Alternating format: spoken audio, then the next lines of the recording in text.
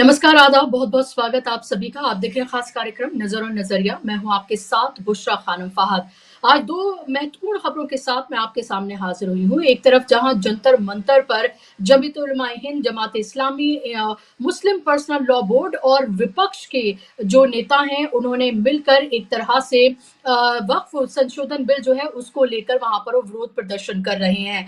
ये विरोध प्रदर्शन दरअसल जमीयत-उलमा-ए-हिंद, जमात-ए-इस्लामी और मुस्लिम पर्सनल लॉ बोर्ड की तरफ से ये प्रदर्शन जो है वो किया जा रहा है, जिसमें उन्होंने विपक्षी जो दल हैं उनको दावत दी, उनको बुलाया, उनको इन्विटेशन दिया और चाहे असदुद्दीन ओवैसी हों या फिर कांग्रेस के नेता हों, समाजवादी पार्टी के नेता हों या दूसरे दलों के नेता हों, जो विपक्ष के नेता हैं, उन सब ने इसमें शिरकत की है और अपनी बातों को उन्होंने रखा है। खासतौर पे वो दल, उन दलों के नेता जो जेपीसी में शामिल थे, उनको भी इसमें इनवाइट किया गया है। एक साथ एक स्वर में आवाज उठाते हुए ये कहा गया कि किसी भी कीमत पर वक्फ अमेंडमेंट बिल को कबूल नहीं किया जाएगा, इसको बर्दाश्त नहीं किया जाएगा। ये कहा गया कि once a waqf land always a waqf land, यानी कि एक बार अगर किसी जमीन को वक्फ कर दिया गया तो हमेशा वो वक्फ ही रहेगी, इसमें किसी तरह का कोई संशोधन नहीं किया जाएगा। लोकतांत्रिक तरीके से, पीसफुल तरीके से ये प्रदर्शन लगातार जारी है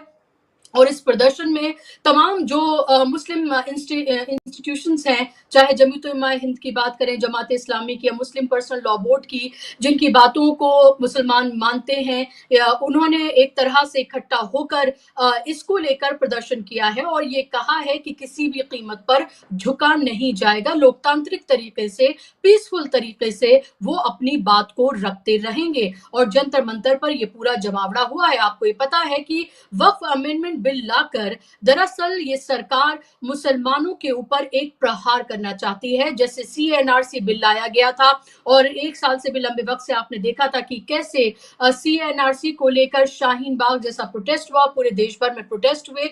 उसके बाद अब ये दूसरा एक तरह का प्रहार है मुसलमानों के ऊपर, ये कहा जा रहा है और जो उनकी जमीनें हैं, उन पर कब्जा करना चाहती है सरकार या फिर उस पर डिस्प्यूट क्रिएट करना चाहती है, चाहे वो जमीन हो, मदरसे हो या फिर वक्फ की बिल पर वक्फ की जमीनों पर किसी भी तरह के मुस्लिम संस्थान या फिर कोई और स्कूल या कोई और चीजें उस पर बनी हो, क्योंकि ये वक्फ प्रॉपर्टी जो होती है दरअसल एक मुसलमान के जरिए दान की हुई प्रॉपर्टी होती है किसी खास मकसद के साथ, जिसको लेकर ये पूरा डिस्प्यूट क्रिएट किया जा रहा है और यहां तक कि इसको भू माफियाओं का अड्डा तक बताया जा रहा है।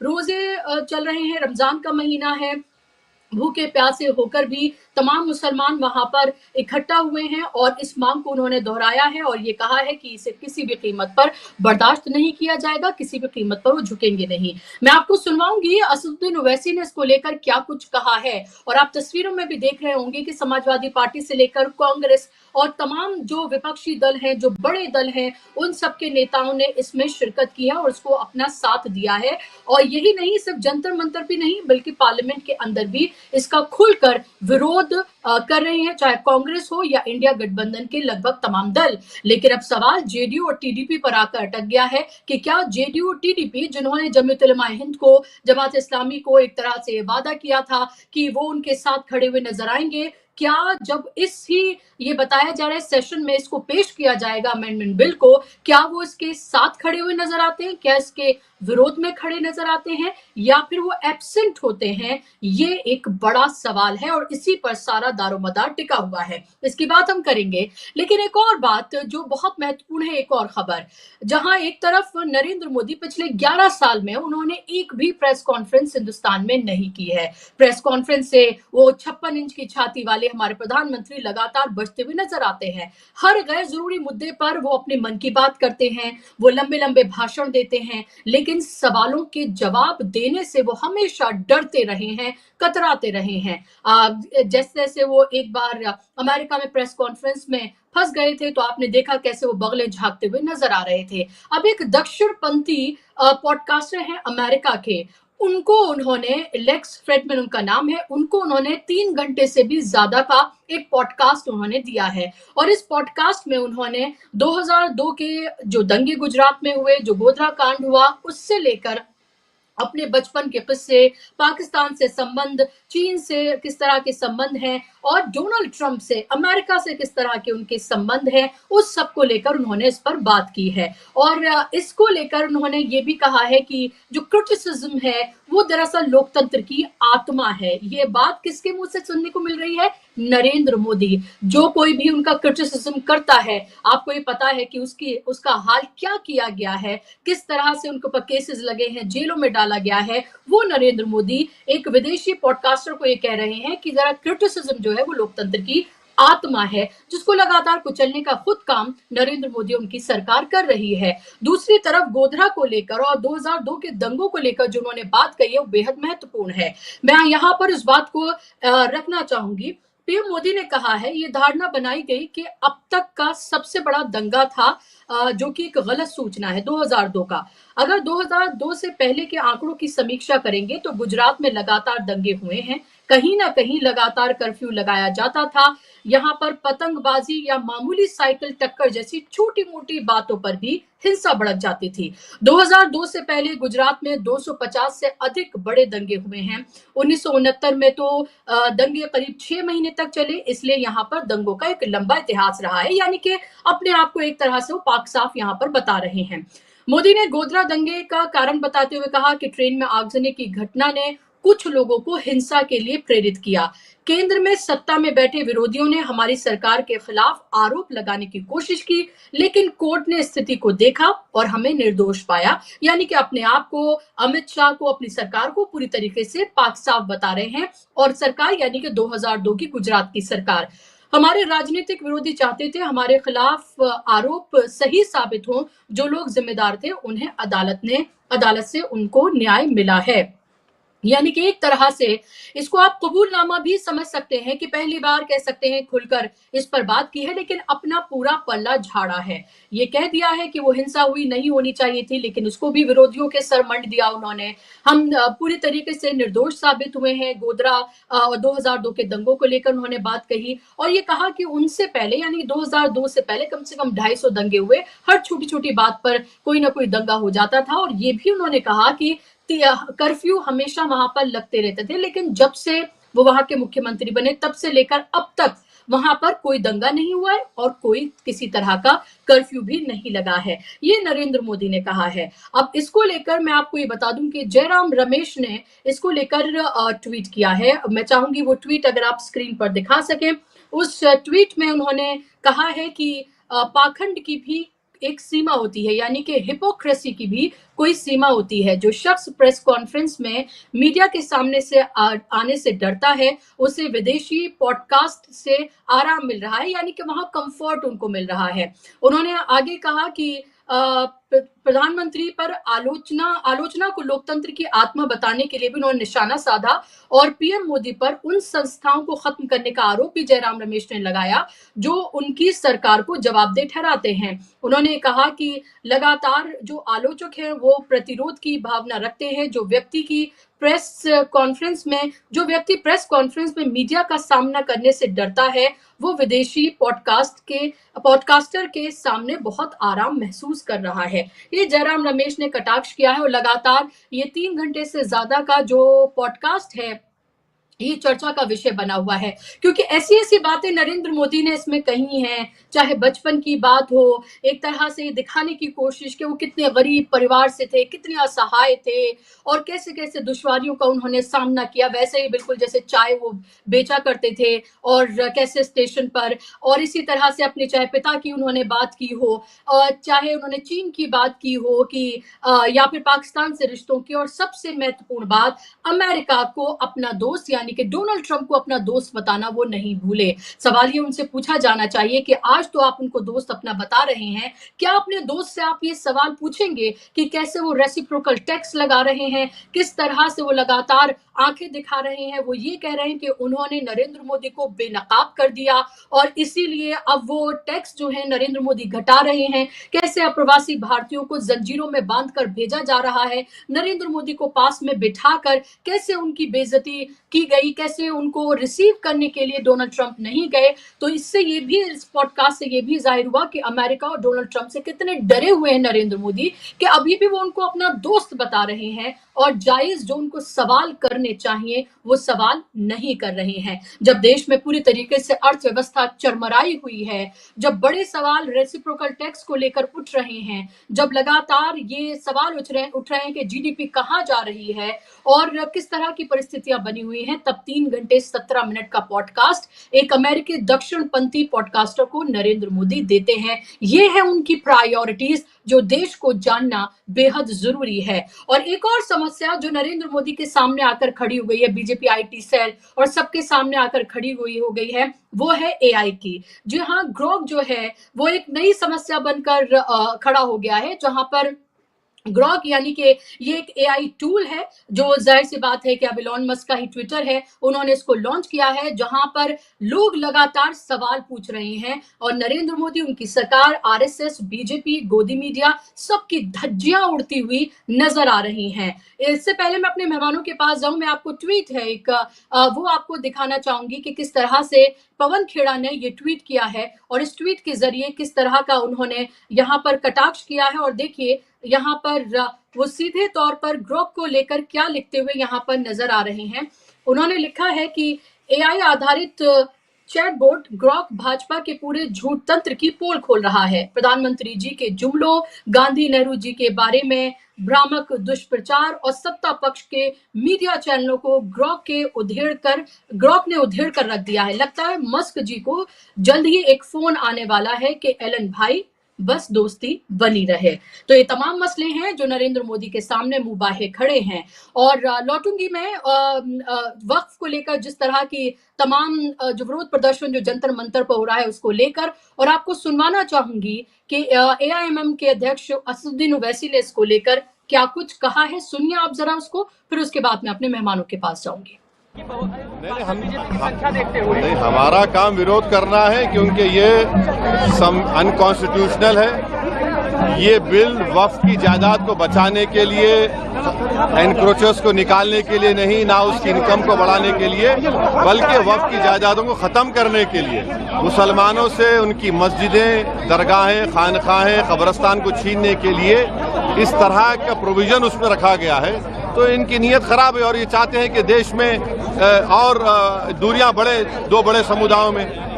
तो इसका विरोध, क्योंकि संख्या बल तो है बीजेपी। अरे हाँ, देखिए, हम तो ये कह रहे हैं कि हम विरोध करेंगे अगर चंद्रबाबू नायडू, पासवान साहब और नीतीश कुमार और हमारे अजीत सिंह साहब के बेटे अगर इसका तायीद करेंगे तो इनको जनता जिंदगी भर याद रखेगी। बिहार में ले जाएंगे इस मुद्दे को नीतीश कुमार के खिलाफ, ये देखते हुए क्या बिहार में आप ले जाएंगे इस मुद्दे को? ये तो देश में जाएगा मुद्दा, सिर्फ बिहार के नहीं, देश में जाएगा, बिहार में जाएगा। चलिए, तो आपने सुन लिया यहाँ पर असदुद्दीन ओवैसी को। उन्होंने जयंत चौधरी से लेकर चिराग पासवान, नीतीश कुमार, चंद्रबाबू नायडू, सबसे कहा है कि उनको इतिहास याद रखेगा, लोग उनको याद रखेंगे अगर वो इसके खिलाफ खड़े होते हैं। तो एक तरह से उनको चैलेंज भी कर दिया है। और ये वो लोग हैं जिनको पसमानदा मुसलमान भी वोट करते हैं, जिनको मुसलमान बड़ी तादाद में वोट करते हैं, खासतौर पर चंद्रबाबू नायडू की मैं बात करूं और नीतीश कुमार की मैं बात करूं, और वहीं चिराग पासवान को भी मुसलमान कहीं ना कहीं वोट करते हैं, उनकी पार्टी को, उनके पिता के जमाने से। और आरएलडी तो पश्चिम उत्तर प्रदेश की पार्टी रही है जिसे बड़े पैमाने पर मुसलमानों ने वोट किया है। तो एक तरह से उनकी राजनीति को यहाँ पर चैलेंज भी किया है और साथ आने के लिए उनको कहा भी है। चलिए आज इसी पर चर्चा करेंगे, इसी पर बात करेंगे। ये तमाम मसले हैं जिस पर बात करना बेहद जरूरी है और इस पर मेरे साथ दो खास मेहमान जुड़ गए हैं। अनिल सिन्हा जी हैं, सीनियर जर्नलिस्ट हैं, जाना माना चेहरा है। अनिल जी, बहुत स्वागत आपका कार्यक्रम में। मेरे साथ अमरीश मिश्रा जी जुड़ गए हैं, फॉरेन मामलों के एक्सपर्ट हैं, पॉलिटिकल एनालिस्ट हैं, सीनियर जर्नलिस्ट हैं, जाना माना चेहरा है। अमरीश जी, आपका भी बहुत स्वागत कार्यक्रम में। शुरुआत में अनिल जी आपसे करना चाहूंगी, ये सब कुछ जो हो रहा है, जो भूमिका मैंने रखी है, इस पर आपकी पहली प्रतिक्रिया?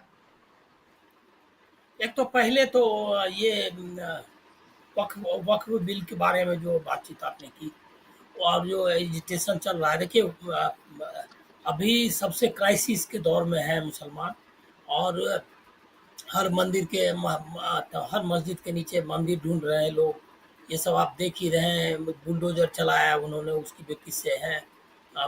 मतलब एक कम्युनिटी को डेमोनाइज करना, क्रिमिनलाइज करना, और उसी की कड़ी में उस इंटरव्यू को भी देखना चाहिए जो प्रधानमंत्री ने दिया है। उसमें भी वो मुसलमानों को बताते हैं बाकायदा, वो जो पार्टीशन नैरेटिव है जो विभाजन के 1947 के बारे में, उसके बारे में भी बताते हैं कि मुसलमानों ने मांगा, मुसलमानों ने नहीं मांगा, मुस्लिम लीग ने मांगा।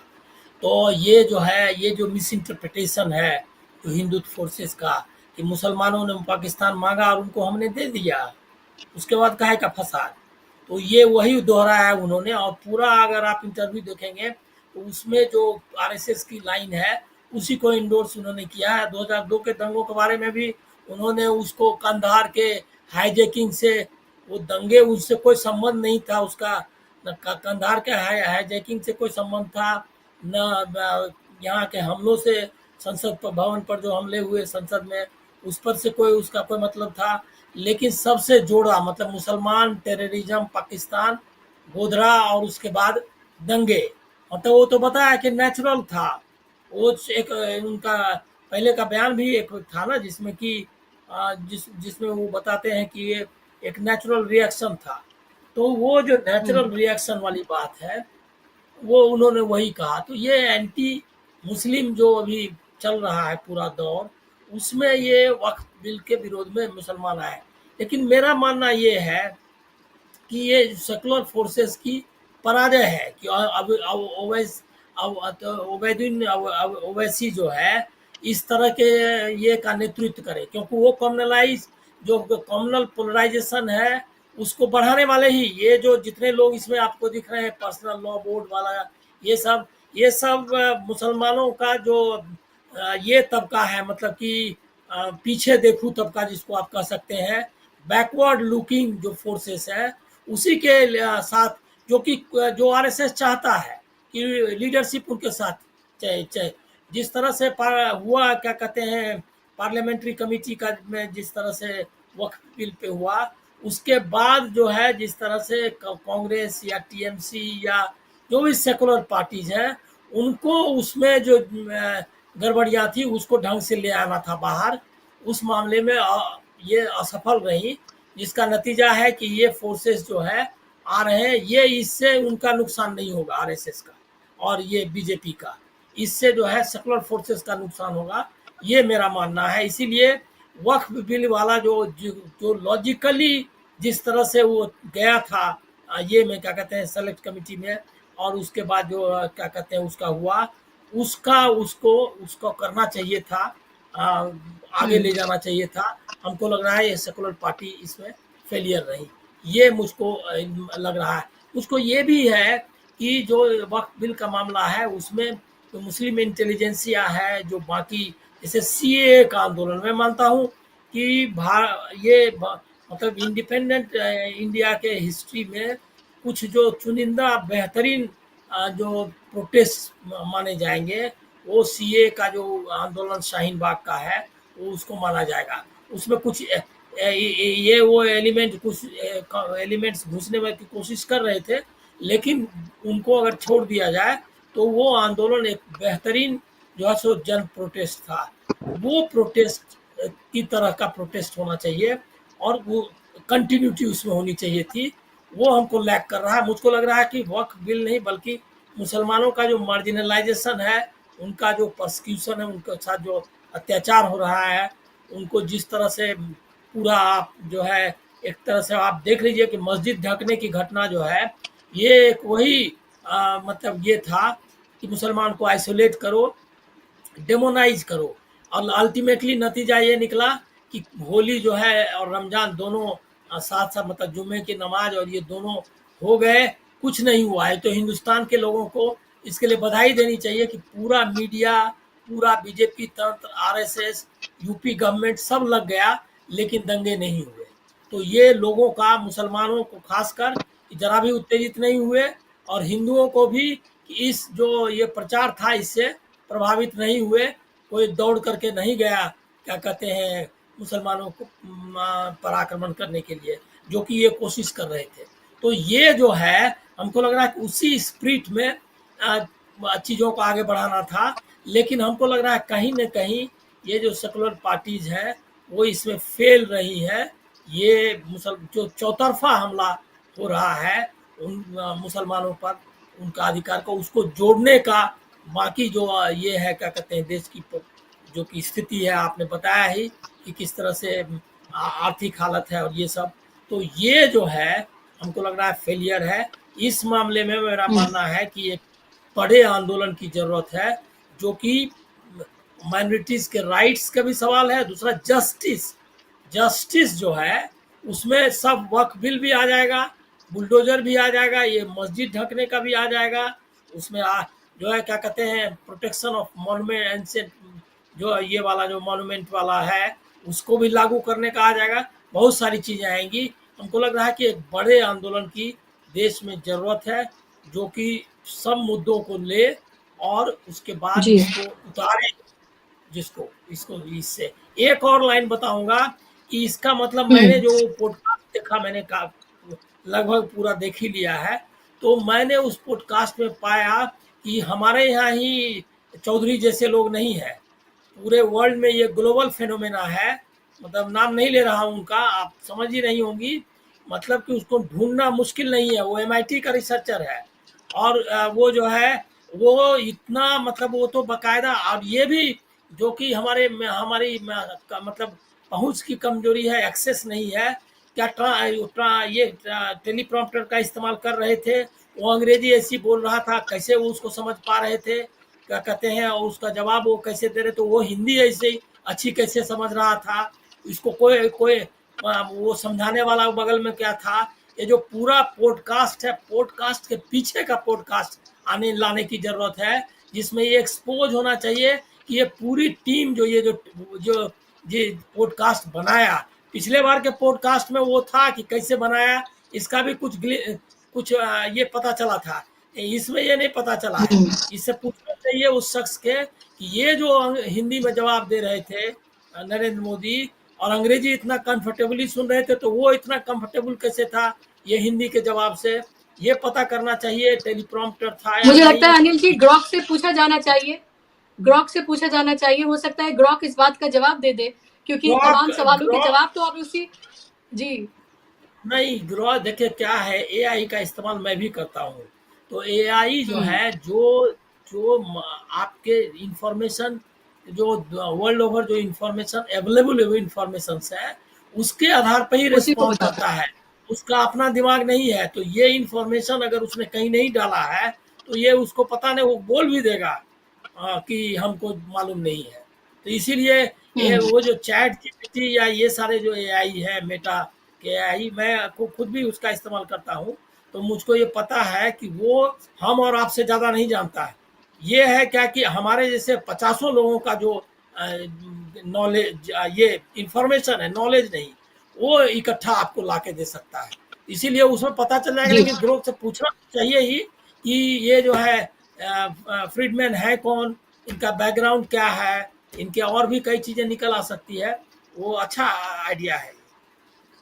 जी, बिल्कुल, वो पूछा जाना चाहिए, ये तो उससे पूछा ही है कि जो नरेंद्र मोदी के जो इंटरव्यूज़ होते हैं, क्या वो स्टेज्ड होते हैं, मैनेज्ड होते हैं? तो उसने इसका जवाब हाँ में दिया है। लोग बहुत ही क्रिएटिव होके जिस तरह से सवाल पूछ रहे हैं ग्रॉक से, उसने ज़ाहिर-सी बात है बीजेपी IT सेल, मीडिया का जो एक धड़ा है, वो उसको और तमाम जितने भी एक प्रोपेगेंडा जो पूरी मशीन है, उस सब की एक तरह से रातों की नींद जो है वो उड़ाई हुई है, और वो कहीं जाने की ज़रूरत नहीं है। आप ट्विटर पे जाकर देख लें, वो साफ पता चल जाएगा। अमरीश जी, आपसे मेरा सवाल, चाहे हम वक्फ अमेंडमेंट बिल को लेकर हो रहे प्रोटेस्ट की बात करें या फिर नरेंद्र मोदी का ये पॉडकास्ट है, आपका इस पर पहला रिएक्शन, इस पॉडकास्ट की आखिर ऐसी ज़रूरत क्या थी? क्या 11 साल में आपने कभी अपने मीडिया को एक इंटरव्यू नहीं दिया? आपसे जब इससे पहले कभी इंटरव्यू हुए हैं तो आप उसमें पानी पीते नज़र आए हैं और कहते हुए नज़र आए हैं कि दोस्ती बनी रहे। वो इंटरव्यू भी हमने देखा है और उसके बाद से शायद उन्होंने कोई इंटरव्यू दिए हों। लेकिन जब से वो प्रधानमंत्री बने तब से तो हमने कोई इंटरव्यू नहीं देखे, लेकिन एक दक्षिणपंथी पॉडकास्टर को वो इंटरव्यू देते हैं। 3 घंटे से ज़्यादा का इंटरव्यू है जिसमें गोधरा और इस सब की वो बात करते हैं, और उसको जैसे अनिल जी ने कहा उसे कहाँ-कहाँ से मिलाने की उससे कोशिश की जा रही है, और ये बताने की कोशिश की जा रही है कि एक तरह का षड्यंत्र भी था ये। कैसे देख रहे हैं आप इस पॉडकास्ट को, इसमें की गई बातों को, और उसके साथ-साथ वक़्त को लेकर जो प्रोटेस्ट हो रहा है उसको?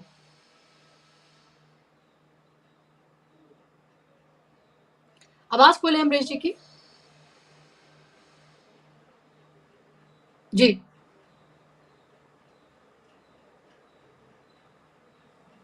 आप अनम्यूट कर लें, आपकी आवाज नहीं आ रही है। मैं टीम से कहूंगी अमरीश जी का कि वॉल्यूम को खोलें।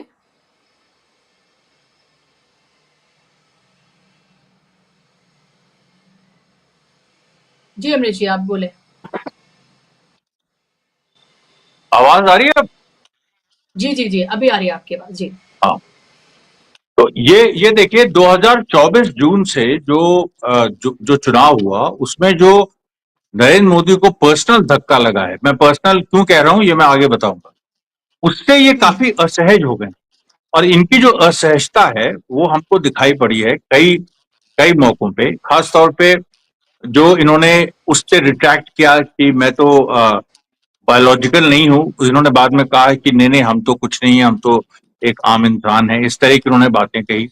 आज के पॉडकास्ट में भी उन्होंने पूरी कोशिश की ये कहने की कि हम तो इससे आए हैं, हमारी ताकत तो इस 140 करोड़ जनता। हालांकि उसमें उन्होंने ये भी हिंट किया कि देखिए ये सब चीजें कैसे हो जाती हैं, जो मेरा गांव है वो वहां से एंशिएंट साइट्स निकली हैं और मुझे वाराणसी ने ही चुना, मतलब वाराणसी को मैंने चुना।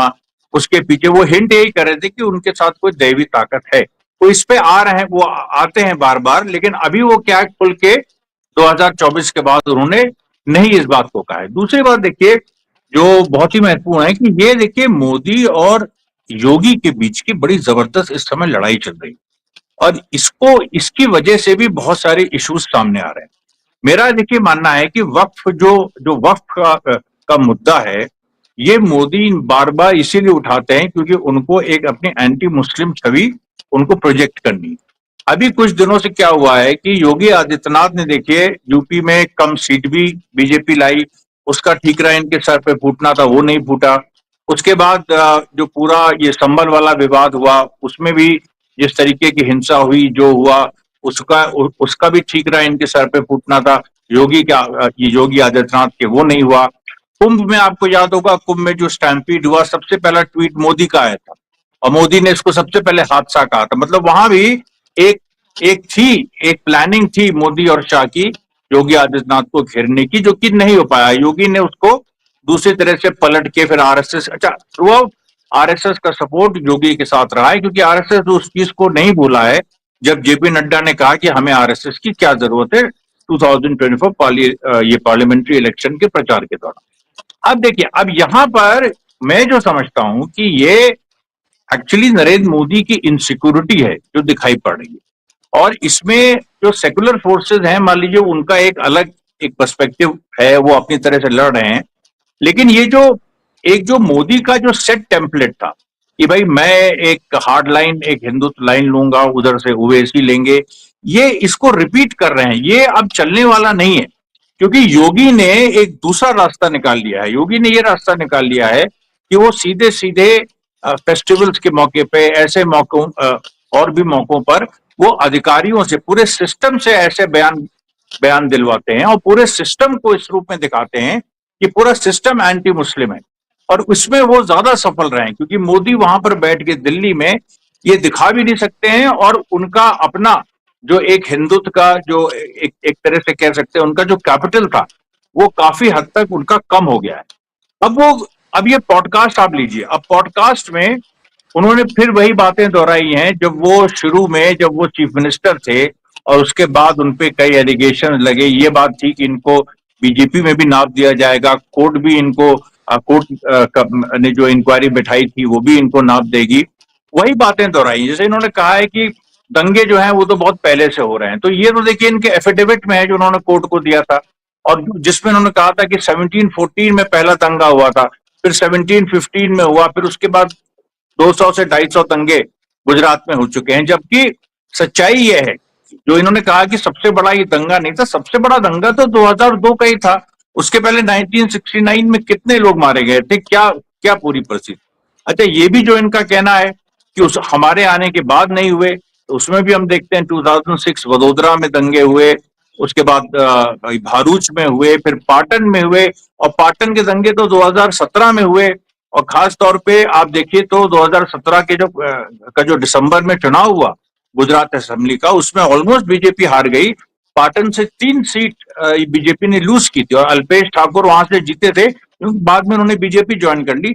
लेकिन 2017 के दंगे कराए गए थे कि 2000 के वहां पर पाटन से वहां पर बीजेपी ग्राउंड वो स्लिपिंग, इसलिए वो दंगे कराए गए थे। ये सब बातें हमने देखी हैं। तो ये जो उनके दावे हैं, तो देखिए 2 बातें हैं, एक तो उनके दावे पुराने हैं, दूसरा उनका रूप भी पुराना है, और वो फिर से एक अपनी कोशिश कर रहे हैं कि कुछ लिबरल्स को भी वो जीतें। क्योंकि इधर देखिए जो हार्डलाइन इमेज की लड़ाई है, उसमें योगी इनसे ज्यादा मजबूत पड़ रहे हैं। और वक्फ बिल में भी आपको मैं बताऊं, वक्फ बिल में जो इन्होंने जिस तरह के ये प्रावधान लाए हैं, जो पूरी स्थिति है, अब देखिए इसमें मोदी फंसे। वक्फ बिल अगर पास होता है तो आप ये समझ लीजिए कि जेडीयू और पासवान की और चंद्रबाबू नायडू की राजनीति खत्म। ये बात सब लोग जानते हैं। अगर वो इनके समर्थन से पास होता है, और अगर वो पास नहीं होता है, तो मोदी का हार्डलाइन जो सपोर्ट वॉइस है वो नाराज। अब आप देखिए इन्होंने इस तरीके का कुछ किया है कि जिसमें ये फंस गए। ये इससे बच नहीं सकते। ये यहां पर हम तो कह रहे हैं कि इसको टेस्ट में जाने देना चाहिए। ये आए पार्लियामेंट के उसमें, और ये देखा जाए कि कौन वोट कर रहा है, कौन इसमें एब्सटेन कर रहा है, किसने क्या पोजीशन ली है। क्योंकि बिहार के चुनाव पे उसका सीधा असर पड़ेगा, और मोदी भी इस बात को जानते हैं। लेकिन मोदी के पास विकल्प नहीं है, उनके पास कोई ऐसा मुद्दा नहीं है जो वो योगी के बरखिलाफ खड़ा कर सके और अपने को फिर से हिंदू हृदय सम्राट दिखा सके। तो ये देखिए उनकी एक तरह की नर्वसनेस, उनका पॉलिटिकल डेस्परेशन ये दिखाता है पॉडकास्ट भी, और ये वक्फ बिल वाला मुद्दा भी।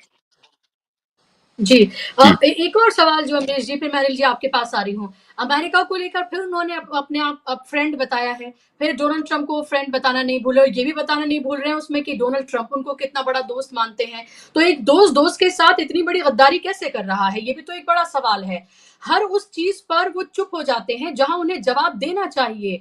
अब आप ये देखिए, चाहे बेनकाब करने वाली बात हो, $21 मिलियन की बात हो, या फिर अप्रवासी भारतीयों को भेजने की, किस तरह से बेड़ियों में भेजे गए, ब्रिक्स की बात हो, वहां बिठाकर जिस तरह से ट्रंप ने एक तरह से बेइज्जत किया, लेने नहीं पहुंचे उनको, वो सारी चीजें हैं। आखिर अमेरिका के सामने नरेंद्र मोदी इतने मजबूर क्यों नजर आ रहे हैं कि यहाँ पर भी वो अपने फ्रेंड की तारीफ करना नहीं बोलते, अभी भी फ्रेंड ही बोल रहे हैं। और उन फ्रेंड की वजह से पूरा देश 2 अप्रैल से जब रेसिप्रोकल टैक्स लगेगा क्या भुगतने जा रहा है, उसकी कोई चर्चा नहीं है इसमें। तो वो पॉडकास्ट जो भी है वो बिल्कुल वैसा ही है कि आम चूस के खाते हैं या काट के खाते हैं, बटुए में क्या रखते हैं और टॉनिक कौन सा लेते हैं, जो आपका तेज अभी भी बरकरार है। ये देखिए ये बात आपकी सही है। एक्चुअली क्या है, इन्होंने दोस्त बाराक ओबामा को भी कहा। असल में मोदी जो हैं, देखिए इस पॉडकास्ट से इनकी बहुत सारी जो एक जो मतलब हम ये कह सकते हैं कि जो इनकी जानकारी की कमी, प्लस इनका अपना जो एक बेसिक इलिटरेसी है, because he is basically an illiterate में फॉर्मल एजुकेशन के टर्म में बात नहीं कर रहा हूं। मैं कह रहा हूं कि जिसपे मोदी कहते थे कि ठीक है मैं फॉर्मली एजुकेटेड ना भी हूं, तो नेटिव विजडम मेरा बहुत स्ट्रांग। आपने सुना होगा नेटिव विजडम, जिसके बारे में उन्होंने कहा कि वो जो बादल हैं वो रडार को मतलब जो रडार को ब्लॉक कर देते हैं, और वो इस तरह की बातें कि मैं ये मेरा नेटिव विजडम है।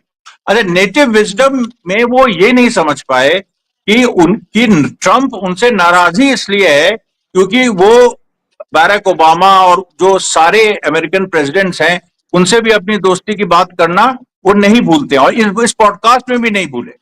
और ट्रंप इसीलिए नाराज है कि ये देखिए बाइडेन के साथ भी, ओबामा के साथ भी, इसका मतलब है मोदी अमेरिका की अभी की परिस्थितियां नहीं समझ रहे हैं। यहां पर जीने मरने की लड़ाई चल रही है डेमोक्रेट्स और रिपब्लिकन्स के बीच, खासतौर पे ट्रंप और जो ट्रंप जिसको डीप स्टेट कह रहा है, जो डेमोक्रेटिक पार्टी ने बनाया, या मान लीजिए जो नियोकॉन, मतलब जो पहले रिपब्लिकन पार्टी ने शुरू किया जो नियोकॉन एजेंडा, फिर बाराक ओबामा हिलरी ने ले लिया। उसके बाद ट्रंप के पहले टर्म में भी वो एजेंडा चला, लेकिन दूसरे टर्म में उसने देख लिया कि हमें कैसे प्रोसिक्यूट किया जो बाइडेन सरकार थी और इसने, और अब वो डीप स्टेट के पीछे पड़ गया है। अब यहां जो देखिए पूरा मामला आ गया है, मोदी समझ ही नहीं पा रहे हैं मोदी के पास कोई एडवाइजर नहीं है जो उनको ये समझा सके कि ये मामला है। वो अभी भी बैरक ओबामा की बात करना, you can't talk, you can't praise Barack Obama and Trump in the same breath. It is common sense. आज के पूरी सिचुएशन में ये आप नहीं कर, और वो उन्होंने कर दिया। तो मैं तो इसमें चकित हूं कि ये इनके पास, अच्छा इनके पास देखिए, जो सुब्रमण्यम स्वामी भी कहते हैं वो बात उसमें काफी सत्य है। इनके पास टीम है नहीं। जयशंकर प्रसाद को कुछ पता नहीं है कि उनको, कि वो क्या क्या कब को मतलब क्या परिस्थिति है, कब क्या बोलना चाहिए इंटरनेशनल लेवल पे। अब वहां पर जाके ट्रंप ने इनको ये भी कह दिया कि रशिया के साथ तुम तेल नहीं खरीदोगे, ईरान से तुम्हारा ये रहेगा वो रहेगा। पहले आके कुछ ऐसे लोग थे एडवाइजर जो इनको बोलते थे कि भाई रशिया और ईरान के भी पक्ष में कुछ बोल दो, क्योंकि हमें बैलेंस करके सबको चलना है। मोदी आज भी जानते हैं कि उनको और ज्यादा अब जरूरत है रशिया और ईरान की, ब्रिक्स की तो और ज्यादा जरूरत है, लेकिन वो इस चीज को समझ ही नहीं पा रहे हैं कि फ्रेम कैसे करें। एक्चुअली ये इनकी जो बेसिक जो उनकी पॉलिटिकल इलिटरेसी है, जो उनका जो चीजों को पकड़ने का जो एक पूरा एक झूठ फैलाया गया था कि बहुत बढ़िया तरीके से ये पकड़ते हैं चीजों को। चलिए कुछ नहीं, मोदी जी में ये बात है कि वो बहुत परिस्थितियों, पॉलिटिकल आदमी, पॉलिटिकल परिस्थितियों को पकड़ते हैं, तो वो एक तरह से इनका एक्सपोजर हो गया है कि आप अपने ये, this is the bigger exposure कि आपको यहां पर आप ये सोच रहे हैं दुनिया अभी वही है। अभी दुनिया जो है वो 2020 वाली है, ये 2020 के पहले की है, इसमें आप सबको दोस्त एक लाइन में कह सकते हैं। ट्रम्प तो और ज्यादा एलिनेट होगा। ट्रम्प ने तो साफ साफ कह दिया है इंडिया को तो वो डाउनग्रेड करेगा। अभी देखिए उसने जो जिन देशों में उसने ABC लिस्ट बनाई है कि यहाँ के लोगों को पासपोर्ट हम देंगे नहीं देंगे, उसमें भारत का नाम नहीं है, तो मतलब भारत की पोजीशन सेफ है उस मामले में। लेकिन उसमें उसने एक और बात कही है, उसने कहा है कि हम कभी भी कुछ किसी भी देश को हम इसमें इंक्लूड कर सकते हैं, because we are watching very carefully how each country treats America. अब ट्रीट्स अमेरिका के बारे में अगर वो वॉच कर रहे हैं तो वो किस चीज, वो तो it's a very broad kind of a thing कि मतलब हम तो बहुत बड़ा अपने को एक उसको लेके चल रहे, किसी भी बात पे वो कह सकते हैं कि ये देखिए ईरान से इन्होंने बात की, he is not treating America well, वो और एक लगा देंगे। उनको कोई उनका कुछ नहीं जा रहा है, क्योंकि ट्रंप ने देखिए अमेरिकन इकोनॉमी को बचाने का इसका उसका उसने अपनी एक अलग व्यवस्था की हुई है। उसमें हमको जाना होगा क्रिप्टो करेंसी पे और जिस तरीके से। लेकिन जो मोदी जहां पर फेल हो रहे हैं वो देखिए देश बहुत बड़ी कीमत उसकी चुकाने जा रहा है, जैसा आपने कहा 2 अप्रैल के बाद। जी बिल्कुल, आपके पास मैं लौट रही हूँ। ग्रॉक की बात भी हम करेंगे, उसके बाद करना जरूरी है। अनिल जी, ग्रॉक को आप किस तरह से देख रहे हैं? जिस तरह के सवाल पूछे जा रहे हैं उसको तो ग्रॉक को मुझे लगता है कुछ दिन बाद एंटी नेशनल जो है वो बता दिया जाएगा, क्योंकि चाहे नेहरू गांधी को लेकर हो, सोनिया गांधी को लेकर सवाल पूछ रहे हो वो जवाब उनका देना, या फिर नरेंद्र मोदी RSS को लेकर सवाल पूछे जाना, या फिर जो वादे नरेंद्र मोदी ने कहे, जो दावे नरेंद्र मोदी ने किए, जो अपने बचपन की लेके वो बातें करते थे, चाहे वो कैमरे की बात हो या इस तरह की तमाम बातें, इस सबको लेकर सवाल पूछे जा रहे हैं। और वो किसी पार्टी का नहीं है ग्रॉक, वो अपनी कोई अकल नहीं चला रहा, वो तो एक तरह का सॉफ्टवेयर है, वो अपनी बात वही कर रहा है जो इंटरनेट पे मौजूद है, उसका वो जवाब दे रहा है। ऐसे में मोदी और बीजेपी IT सेल और बीजेपी की नींदें क्यों उड़ी हुई, वो इतने क्यों झल्लाए हुए हैं कि गाली गलौज तक पर उतर आए हैं? इसका मतलब ये है कि देखिए क्या है, जो इंफॉर्मेशन अवेलेबल है अभी, जो अब इंटरनेट पर या जो अभी तक एकेडमिया में जो भी आया हुआ है, इस तो उसका मतलब कि इनका जो अमित मालवीय सरीखे या जो भी इनका इंटेलेक्चुअल्स है, सो कॉल्ड इंटेलेक्चुअल्स, क्योंकि मोस्टली व्हाट्सएप इंटेलेक्चुअल्स है। मैं इस बात को मतलब कहने में थोड़ी झिझक जरूर होती है, लेकिन मेरा पक्का विश्वास है कि जो मूढ़ता जिसको हिंदी में बोलते हैं, मतलब स्टुपिडिटी जो है, उसमें ये सब एक्सेलेंट है। और ये लोग इस काम को करने, मतलब कि मूर्खता जिसको मूर्खता जो है उसका अंग्रेजी अनुवाद स्टुपिडिटी आएगा। तो वो स्टुपिड लोग हैं, पढ़ाई लिखाई से कोई संबंध नहीं है, तथ्यों को से कोई लेना देना नहीं है। इसीलिए उनका काम जो भी है ये में क्या कहते हैं, पढ़ाई मतलब शिक्षा के क्षेत्र में इतिहास बनाने में, वो व्हाट्सएप तक ही है। वो कोई एडवोकेट जो है सो आपको सलाह देने लगेगा क्या कहते हैं शिवाजी के बारे में, कोई जो है क्या कहते हैं, कभी कविता पढ़ा नहीं, वो साहित्य के बारे में आपको ज्ञान देगा। तो इस तरह का उनका सारा जो उनका जो इकोसिस्टम जिसको जो बराबर यूज करते हैं प्रधानमंत्री, वो यही बीजेपी इकोसिस्टम जो आरएसएस इकोसिस्टम है, वो जो है लाइज, जिसको झूठ और पोस्ट ट्रुथ कहिए, पर आधारित है। तो ये जो पोस्ट ट्रुथ का मामला है, तो इसमें तो नहीं कर पाएंगे ना। अब मान लिया कि वर्षों से दस्तावेज बने हैं, किताबें हैं, आर्काइव्स हैं, तो जो जो अवेलेबल है इंटरनेट में, कुछ और कुछ नहीं भी अवेलेबल है, तो ग्रोथ तो उन्हीं में से लाएगा ना। तो उसको इससे इससे एक सुकून जरूर मिलता है कि ये जो है उसको बदलने में जो जो जो ये है, क्या कहते हैं, दस्तावेज है, चीजें हैं, उनको बदलने का, उनको रीराइट करने का जो इनका लेखन बहुत लंबा प्रोजेक्ट है। हम कम से कम 70-80 साल से चल रहा है। पीएन ओक चलाता था इंडिपेंडेंस के ठीक बाद से। वो ताजमहल जो है सो उनका जो है, क्या कहते हैं, तेजोमय महल है टाइप का। तो ये जो है ये इसका रीच जो है ये बहुत लिमिटेड है। इसका मतलब अभी भी जो है उपलब्ध सामग्री विद्या की, ज्ञान की, वो सामग्री में इनका हस्तक्षेप बहुत पुअर है। तो अब मुझको लग रहा है क्या कि लोग से सवाल और पूछे जाने चाहिए उनसे, जो जिस तरह से ये धर्म को परिभाषित कर रहे हैं उसके बारे में भी सवाल पूछे जाइए, तो और चीजें क्लियर होगी। ये जो मोदी जिस तरह से या योगी जिस तरह से हिंदू धर्म को इंटरप्रेट कर रहे हैं, क्या वही है या हिंदू धर्म कुछ और है, या इस्लाम के बारे में जो वो बता रहे हैं वो उसमें कितनी सच्चाई है। मुझको लग रहा है कि धीरे धीरे ग्रोथ आपको जो गहरे नॉलेज अभी तक जो है नॉलेज सिस्टम से निकला हुआ, उससे जानकारी देगा और बहुत चीजें एक्सपोज हो जाएंगी। लेकिन और मुझे लगता है अनिल जी, इसमें बाबर, हुमायूं, औरंगजेब, क्योंकि औरंगजेब फिर से उसमें है, इस सब पर भी पूछा जाना चाहिए। अभी तो उनका नाम मैं उच्चारित नहीं कर पाता हूँ। औरंगजेब पर लिखी हुई एक विदेशी महिला की किताब है, बहुत ही जबरदस्त किताब है वो। मैं अभी पिछले दिनों जब ये झमेला हुआ तो उसको निकाल के देखा।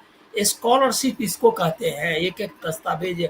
जदुनाथ सरकार वो हिंदुआइट थे, आपको पता होगा। सर जदुनाथ सरकार जो औरंगजेब पर ऑथेंटिक काम किया हुआ है, उनके काम किए हुए, शिवाजी पर भी उनका ऑथेंटिक काम है। उन्होंने वो एकदम हिंदू, मतलब मेरे ख्याल में विश्व हिंदू परिषद या हिंदू महासभा के अध्यक्ष भी थे 47 के आसपास जदुनाथ सरकार। लेकिन उन्होंने तथ्यों से छेड़छाड़ नहीं की। वो इंटरप्रिटेशन उनका था, लेकिन तथ्यों से कभी छेड़छाड़ नहीं की। और उनके जो डॉक्यूमेंट्स है उसमें है कि औरंगजेब ने कितने दान दिए मंदिरों को, और क्या कहते हैं, कहाँ कहाँ फरमान दिया, कितनी जमीनें दी, कितने, हर एक डिटेल्स है उसमें। ये निश्चित तौर पर वो एक फैनेटिक मुसलमान था। तो फैनेटिक मुसलमान था, तो जो अगर अभी जैसे छावा चल रहा है संभाजी के साथ जो किया, तो दारा सिखों के साथ उससे भी खतरनाक किया वो। जो काम शिवाजी के साथ किया औरंगजेब, उससे भी खतरनाक काम उसने दारा सिखों के साथ किया। उसका गर्दन काट करके, और पहले तो उसको हाथी पर घुमाया, क्या कहते हैं, विपन्न अवस्था में पूरी दिल्ली में। उसके बाद उसका गर्दन काट करके शाहजहां को भेज दिया। तो वो तो उसमें इसमें कौन सा हिंदू मुसलमान का मामला है? वो एक शासक था और उसमें नॉर्म था। संभाजी के पकड़ में अगर आ जाता है औरंगजेब, तो संभाजी थोड़े उसको, क्या कहते हैं, मोहब्बत से करते, उसके साथ भी वही होता। तो ये तो वायलेंस जो है का मोनार्क थे वो करते थे। ये उनका जब संभाजी या शिवाजी का जब मूल्यांकन होगा औरंगजेब के सामने, तो ये होगा कि उन्होंने जो लोगों के लिए क्या किया, उनका राज कैसा था। तो निश्चित तौर पर शिवाजी का पलड़ा जो है औरंगजेब से भारी रहेगा, लेकिन फिर उनकी तुलना फिर और अकबर से भी होगी। तो मतलब जो लोगों के लिए करने वाला न्याय प्रिय बादशाह, तो कई ये धर्म का मामला है ही नहीं। ये मामला सीधा पीरियड में के राजाओं का है, और उसको ही धर्म से जोड़ना ही फिजूल का मामला है।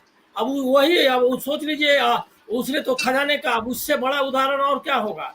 औरंगजेब ने कभी भी अपने खजाने से अपने लिए इस्तेमाल नहीं किया। वो तो मतलब कि उससे तो इन लोगों को सीख लेनी चाहिए, क्या कहते हैं, मोदी जी को।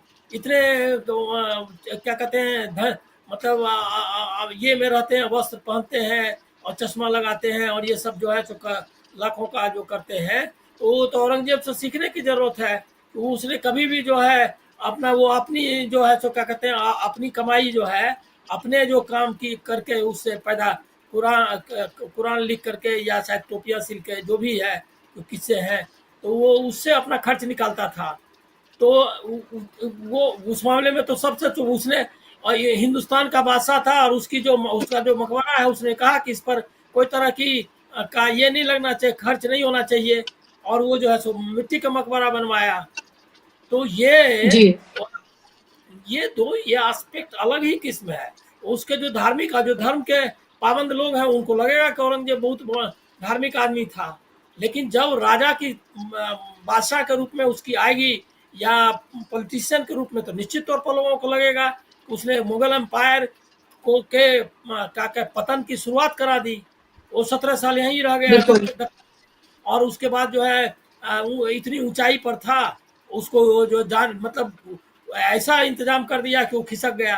तो इसीलिए वो अलग ही मामला है। यहाँ से देखिए मामला ऐसा है कि इसका मतलब ये है कि ये फाइट जो है जीत ली ऐसा लग रहा था, ये फाइट अभी जारी है। दूसरा एक पॉइंट इंटरव्यू के बारे में कहना जरूरी समझता हूँ। इस इंटरव्यू में देखिए एक भी प्रधान महात्मा गांधी के अलावा किसी भी व्यक्तित्व का नाम नहीं लिया उन्होंने। नेहरू से लेकर के अटल बिहारी वाजपेयी तक है। उन्होंने कहा कि मैं गया पाकिस्तान और मुझे बुलाया उनको अपने ये में पाकिस्तान से दोस्ती का, लेकिन पाकिस्तान के जो लाहौर की बस यात्रा है जो पिछले अगर समय के में जो पाकिस्तान से संबंध सुधारने वाले जो बेहतरीन कदम में से एक है, वो थी लाहौर की बस यात्रा जो की थी वाजपेयी जी ने देश के बहुत सारे लोगों को ले जा करके, लेकिन उन्होंने उसकी चर्चा तक नहीं की, किसी का नाम नहीं लिया। और वो एक और संदेश देना चाहते हैं, उसमें उन्होंने आरएसएस का नाम लिया कि उनको संस्कारित करने में उनका बहुत बढ़िया ऑर्गेनाइजेशन बढ़िया काम कर रहा है, लेकिन ये नहीं कहा कि मैं उसका प्रचारक था। वो उन्होंने बताया कि मैं तो रामकृष्ण मिशन से, तो मैं शिव जी के जो एक कोई क्या कहते हैं साधु आए हुए थे उनसे, मतलब मैंने कई तरह के लोगों से मतलब दुनिया भर से नॉलेज प्राप्त किया है, आरएसएस एकमात्र स्रोत नहीं बताया उन्होंने। तो ये जो आत्मश्लाघा है, झूठ जो है पोस्ट ट्रुथ का इतना बढ़िया इस्तेमाल इसमें किया है उन्होंने। मोस्ट डिसेप्टिव जो है, अगर एक एक तार अगर आप इसको निकालेंगे तो आपको पता चलेगा कि कितना डिसेप्टिव किस्म का, कितना आत्म केंद्रित और कितना जो है इतिहास के साथ छेड़छाड़ करने वाला व्यक्ति है। उसमें भी उन्होंने सत्य अहिंसा का नाम ले लिया गांधी जी का, वो एकदम अपने लाइन पर टिके हुए हैं, आप जान लीजिए। इसमें जो ट्रंप की बात आपने की, ट्रंप के तो की पॉलिसीज को इन्होंने एंडोर्स किया, डोज जो है उसका समर्थन किया उन्होंने, उसका ट्रंप की प्रशंसा की, कहा कि अमेरिका फर्स्ट जो है, जबकि पूरे वर्ल्ड में अमेरिका फर्स्ट की आलोचना हो रही है, यूरोप उसके खिलाफ खड़ा हो गया है, लेकिन उन्होंने अमेरिका का इसमें एक हिंट भी था कि इंडिया जो है सो अपना लॉट जो अपने अपना पक्ष जो है वो इसके अमेरिका के साथ रख रहा है। ये जो पूरे माहौल में तो उसने करीब सब समर्थन किया उनके अमेरिका फर्स्ट का, डॉज का समर्थन किया। उसके बाद जो है जो ग्लोबल पॉलिटिक्स है उसमें भी उन्होंने रखा कि रूस और यूक्रेन का युद्ध समाप्त होना चाहिए। उसमें भी ये नहीं था, उसमें उन्होंने एक तरह से यूरोप के जो इनिशिएटिव है उसका विरोध किया। उन्होंने कहा क्या कि बाहर के लोग कितना भी बातचीत करें उससे थोड़ी काम होगा, डायलॉग तो उनके दोनों के बीच में होना है। तो आप समझिए कि एक गार्डेड किस्म का जो है ट्रंप और अमेरिका की नीतियों का समर्थन है, हल्का फुल्का इधर उधर आप उसमें देख सकती है, एडजस्टमेंट ज्यादा नहीं है। जाहिर सी बात है, और इससे अभी इस स्थिति में है भी नहीं नरेंद्र मोदी, और शायद चाहेंगे भी नहीं। हो सकता है कि उनकी तमाम चीज़ों से वो इत्तेफाक ही रखते हो, इसलिए उन्होंने इस तरह की बात की हो। आप विपक्ष इसको डर कह सकता है, लेकिन ये उनकी नीतियां हैं, जिस तरह की वो बात करते हुए नजर आ रहे हैं। जहां एक तरफ लालांट दिखाने की बात होती थी, 56 इंच की छाती की बात होती थी, ना कोई घुसा है ना कोई घुसा हुआ है, इस तरह की बातें वो करते थे। और अब देखिए आप किस तरह की बातें करते हुए वो नजर आ रहे हैं जब दोबारा ट्रंप चुनकर आए हैं। आखिरी कमेंट आपका अमरीश जी, ग्रोक पर बहुत छोटा सा आपका वक्तव्य और इस इंटरव्यू की कोई और बात जो आपको लगता है कि बताना जरूरी है। लास्ट कमेंट आपका संक्षेप में। देखिए, मैं आपको ये कह रहा था कि Narendra Modi is getting more and more isolated. वो जो नकल करने की कोशिश कर रहे हैं, because he has not been able to read Trump कि ट्रम्प का एडमिनिस्ट्रेशन क्या करता है। वो एक अभी भी वैसल रोल में अपने को देख रहे हैं, और जो एक उनकी पहली एक ऐठन थी कि हम अमेरिका के रिप्रेजेंटेटिव हैं और ये और वो वो सब उनकी काफी हद तक खत्म हो गई। एक तो ये बात हो गई। ग्रोक का जो मामला है उससे देखिए, जहां मोदी को इससे नुकसान हुआ है ट्रंप के पावर में आने के बाद, और जिस तरीके से उनका एक पूरा वजूद कम हुआ है, और जो एक आरएसएस से जो उनका विरोध हुआ है, योगी आदित्यनाथ को बहुत बड़ी समस्या हो गई है ग्रोक से। और योगी आदित्यनाथ का भी जो पूरी सिचुएशन है, क्योंकि महाकुंभ को लेके जो उन्होंने एक नैरेटिव चलाया था वो कोलैप्स हुआ, उसको लेके बहुत सारे लोग सवाल पूछ रहे हैं। वो अब ग्रोक के माध्यम से, अब ये योगी अभी जिस पोजीशन में है वो इसको कम्बैट नहीं कर सकता। औरंगजेब के ही सवाल पे देखिए, औरंगजेब के ही सवाल पे बहुत सारी ऐसी चीजें हैं जब योगी के सामने रखी गई या उनके सामने जब बातें आई तो वो उसका जवाब वो नहीं दे पाए। चाहे वो इस बारे में बात हो कि भाई औरंगजेब तो पहला वो सम्राट था जिसने ईस्ट इंडिया कंपनी को भारत से बाहर निकाल दिया था, और किसी भी बादशाह का जो असेसमेंट है वो इस बेसिस पे नहीं हो सकता है कि उसने मंदिर मस्जिद कितने तोड़े या बनाए। दोनों पे उसका असेसमेंट इस पे होगा कि उसकी पॉलिटिक्स क्या थी। तो औरंगजेब तो एक उसने भारत के पूरे भूभाग को आगे बढ़ाया, उसने ईस्ट इंडिया कंपनी को डिसाइसिवली डिफीट करके 1695 में यहां से बाहर कर दिया था। वो तो फारूक सियार के समय वापस आए। तो ये देखिए ये जो एआई का जो रोल है उससे योगी को बहुत बड़ा नुकसान, और ये भी 2027 में देखिएगा सत्ता में नहीं आ रहा। जी जी, बिल्कुल, ज़ाहिर-सी बात है और इस सब को देखना बेहद ज़रूरी है कि देश किस दौर से गुज़र रहा है और नरेंद्र मोदी जो इस देश के प्रधानमंत्री हैं, जो तीसरी बार चुने गए हैं, उनकी प्रायोरिटीज़ क्या हैं, वो क्या कुछ करते हुए नज़र आ रहे हैं। बहुत-बहुत शुक्रिया अनिल जी आपका, अमरीश जी आपका, कार्यक्रम का हिस्सा बनने के लिए, अपना समय देने के लिए बहुत धन्यवाद। धन्यवाद आप तमाम दर्शकों का भी कार्यक्रम का हिस्सा बनने के लिए। नमस्कार।